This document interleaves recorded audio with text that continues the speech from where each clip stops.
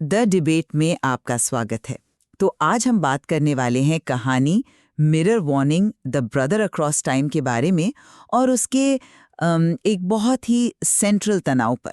कहानी में जैसा हम जानते हैं, अद्वै को अपने शीशे के अक्स से एक जानलेवा भविष्य के बारे में चेतावनी मिलती है, पर फिर पता चलता है कि वो अक्स असल में उसका भविष्य नहीं बल्कि एक दूसरी टाइमलाइन में फंसा उसका जुड़वा भाई है। तो हमारा आज का सवाल ये है, क्या भाई की जो भी कार्रवाइयाँ थी वो निस्वार्थ प्रेम से प्रेरित थी या फिर वो मुख्य रूप से अपनी ही मुक्ति के लिए काम कर रहा था? मैं ये पक्ष लूंगी कि उसकी हर हरकत के पीछे भाईचारे का एक गहरा प्रेम था। और मेरा मानना है कि ये प्रेम से कहीं ज्यादा आत्मसंरक्षण से प्रेरित एक बहुत ही सोची समझी रणनीति थी। मतलब भावनाओं का इस्तेमाल जरूर किया गया, लेकिन लक्ष्य पूरी तरह से प्रैक्टिकल था। देखिए, किसी दूसरी टाइमलाइन से संपर्क करना ही अपने आप में एक बहुत बड़ा जोखिम है। ऐसा कोई तभी करेगा जब उसके पीछे कोई बहुत मजबूत, मतलब कोई भावनात्मक वजह हो। वो साफ साफ कहता है, मैं वापस आया हूं ताकि तुम बच जाओ। उसका इरादा बिल्कुल साफ है, अपने भाई को उस अंजाम से बचाना जिसे वो खुद झेल चुका है। अंत में उसका ये कहना कि भाई टाइमलाइन पार कर सकते हैं पर सिर्फ एक बार, ये इस रिश्ते की गहराई और अनोखेपन को दिखाता है।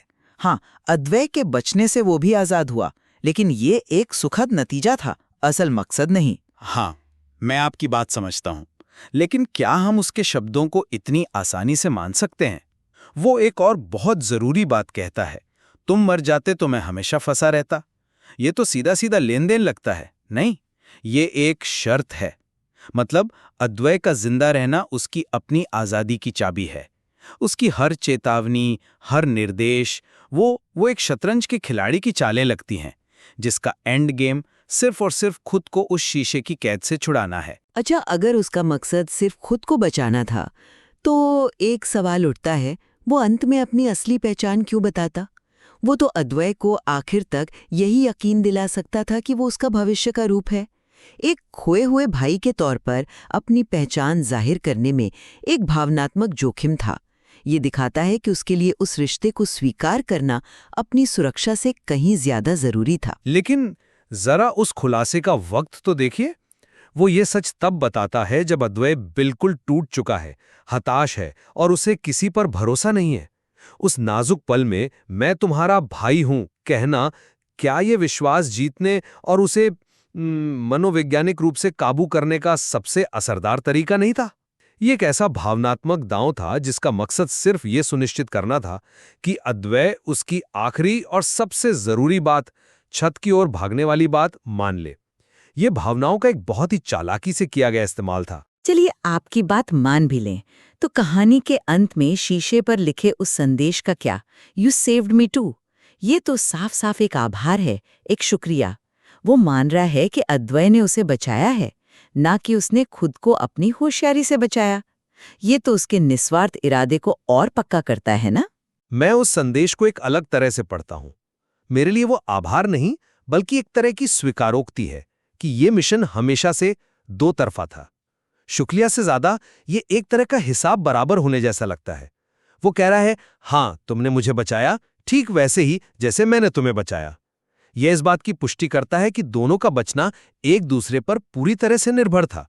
उसने अद्वै को इसलिए नहीं बचाया कि वो उसका भाई था, बल्कि इसलिए बचाया क्योंकि अद्वै का बचना ही उसकी अपनी आजादी का एकमात्र रास्ता था। पर क्या ये दोनों चीजें एक साथ सच नहीं हो सकती? मतलब हो सकता है कि उसकी शुरुआती प्रेरणा खुद को बचाना ही हो, लेकिन इस पूरी प्रक्रिया में उसे अपने भाई के लिए वो प्यार और वो जुड़ाव महसूस हुआ हो जो वो शायद कभी जता नहीं पाया। उसका आखिरी संदेश शायद इसी बदले हुए एहसास का नतीजा हो।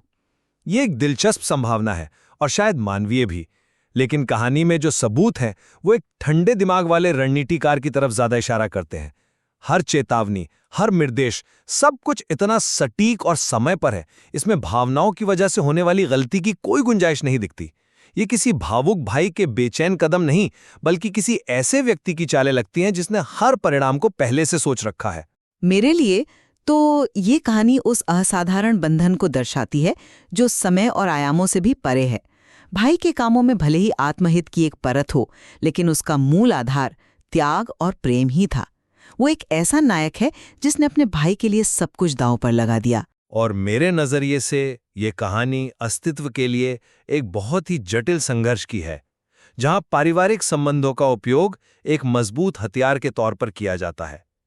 भाई का चरित्र एक नायक और एक रणनीतिकार का मिला-जुला रूप है, जो प्रेम और जरूरत के बीच की उस धुंधली लकीर पर बहुत सावधानी से चल रहा था। हाँ, ये तो साफ है कि शीशे के उस पार मौजूद भाई के इरादों को किसी एक खांचे में नहीं रखा जा सकता। उसकी प्रेरणा की परतें इतनी गहरी हैं कि कोई भी एक जवाब शायद अधूरा ही रहेगा। और यही इस कहानी की खूबसूरती है।